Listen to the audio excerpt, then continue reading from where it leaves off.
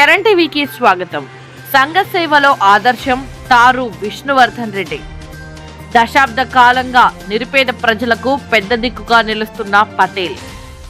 మెదక్ జిల్లా చిలిపిచ్చేడు మండలంలో వందలాది మంది నిరుపేద ప్రజలకు ఉచిత వైద్యం అందించిన ఘనత ఆయన సొంతం.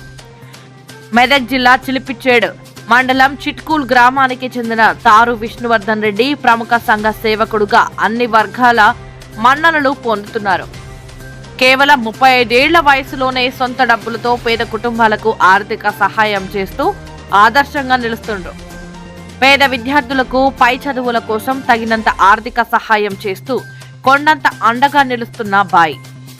ఎలాంటి పదవులు ఆశించకుండా మానవ సేవే మాధవ సేవ అన్న సిద్ధాంతంతో ప్రజా సేవకు అంకితమైనట్లు విష్ణువర్ధన్ రెడ్డి మనోభావాలను చరణ్ టీవీతో వెల్లడించారు.